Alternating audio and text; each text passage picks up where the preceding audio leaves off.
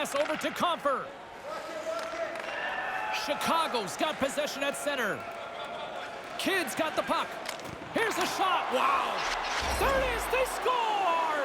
Johnny on the spot. He tucks in the rebound. Of the big-name sports game series, NHL often gets the cold shoulder. Other major sports franchises from EA get a lot more attention, but there's always a chance to turn things around to bring fresh life on the heels of a proper real-life season. With this year's release of the hockey series, EA looks to address some aspects from previous year's entries, and the results is a mix of some success with many more lingering disappointments. NHL finally joins FIFA and NFL in the Frostbite Engine, EA's most used and adaptable development engine, and there's some neat additions to that graphical suite, but mostly in the somewhat minor details. The most noticeable improvements is the clothing, with better detail in the textures. Faces still look rather on the uncanny valley side, but that's often what you're going to get when trying to mimic realism. Still, it was only a matter of time before NHL left Ignite behind, and the time has come. Unfortunately, visual improvement doesn't have much of a stake or impact on the offering of gameplay modes. The Blackhawks win the draw. Quick pass to McCabe. And here's the pass to Kurashev. 2-on-1. Be a Pro returns with mixed returns. The prospect of creating your own player is appealing, and the idea of guiding them through a season sounds like a great idea from a gameplay perspective. Focusing on one player and their role can help the game feel less overwhelming, and there's a steady progression curve for your character throughout that mode. Various skill trees have slight impact on performance though, despite the noticeable jump in stat numbers. For someone who is new to this mode, this is leaps and bounds better than the training modes.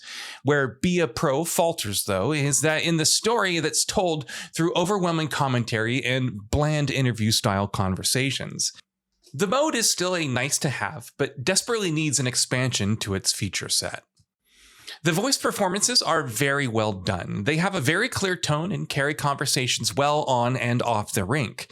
The problem is that there's so much of it that at times it becomes headache-inducing. Thankfully, these longer sections can mostly be skipped in Be a Pro, but this sacrifices a lot of the immersion of the mode. The frequency of dialogues is way too high, and this extends to the response choice dialogue interactions with the coach, manager, teammates, and more.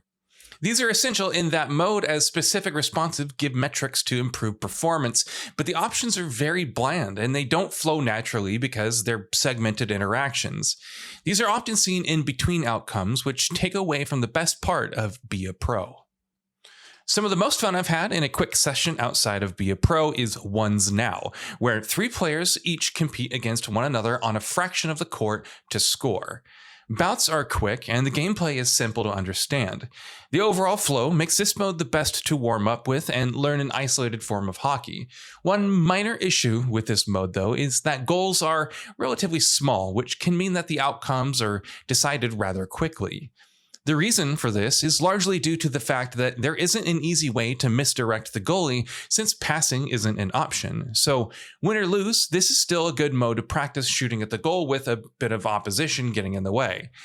Often enough, though, these devolved into a glorified version of follow the leader or follow the player with the puck. I really like the quick, brisk pace of NHL's arcade-style modes, and that briskness does carry over to the normal matches too, whether or not it's for the best. Your mileage may vary, and it's up for debate, but the gameplay speed of NHL 22 makes the team play more enjoyable. Speedy passing and rushing to the goalie feel great, even in this more arcade style isn't, like real life.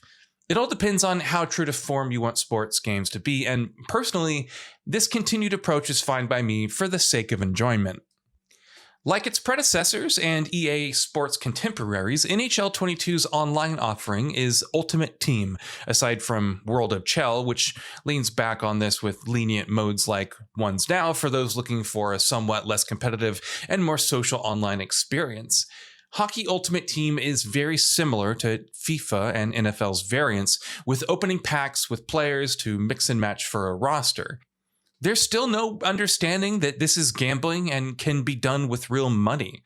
Attaching paid and loot box style microtransactions to a yearly released full price title will forever leave a bad taste, and one can only hope that EA moves away from this strategy. My biggest issue with this isn't just the fact that the hut packs are randomized items that can be paid for, but the players have specific stats and X Factor abilities tied to them. So now, aside from just better stats, they have unique abilities too. On paper, these Superstar X Factor abilities can seem very strong. Even still, most don't seem to either activate much or have enough of a large impact in the thick of it. The wording for them oversells their value.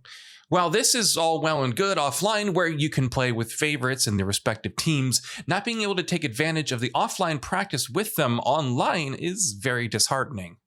To the developer's defense, there's only so many ideas that can stretch into a sports title that strives for a level of realism. This brings to question the value proposition for NHL 22 over the last year's release. If there was one fundamental area that would help engagement, it would be how it approaches its practice and training, despite the Be a Pro mode offering a steady experience. From a relatively fresh perspective to the series, trying to learn the ins and outs, having several different control types is very welcome. Out of the gate, this gives some sense of immediate approachability, but not quite beyond that. The training and practice modes are largely lacking. In practice, there is free skate, team practice, and goalie practice. Free skate is understandably the most vanilla, just you and the goalie. Team and goalie practice offers some customizability. The scenarios or team placements can be chosen, as well as the number of players on each side. On a surface level, this is fine, but curated challenges would be really neat to see. The lack of curated or tailored challenges for the offense, defense, and goalies is a missed opportunity. In theory, this could allow for the gameplay designers to display and encourage specific strategies to get newcomers familiar with controls and mechanics. Even if hockey revolves around retrieving and keeping possession of the puck up until scoring goals, I can't help but feel like there's an opportunity to create different scenarios with teammate placement. They meet halfway with control options, but some extra guidance can go a long way to stick with it. The AI and guesswork the game makes on which player you control needs quite a bit of tuning. When controlling a team in normal matches, I often found it really difficult to be the player I wanted to control when I lost possession of the puck. It's frustrating because this makes defense significantly harder and strategies like rush much easier, since the best way to guarantee a control switch to who you want to have it is to have them retrieve the puck or retrieve it with a successful pass. For every one thing that is done well, there are one or two more things that could have been done better. That's when his teammates find him open and feed him for a one-time blast. One of these players is going to help give their team the upper hand tonight. Guys, back to you. Textbook stop by Sam Sodov.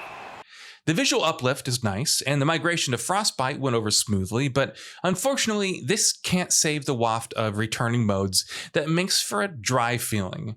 Superstar X Factors are a neat idea, but aren't impactful enough to make much of a noticeable difference. With the typical suite of online mode drawbacks tied to randomness, the Clean Ice Rink isn't worth the stale retread. So what are your thoughts on this? Go ahead and share them in the comments below, and if you like the video, please subscribe to the channel and enable all notifications by clicking the bell icon to get new video updates. We upload every day and would really appreciate your support. Thanks for watching.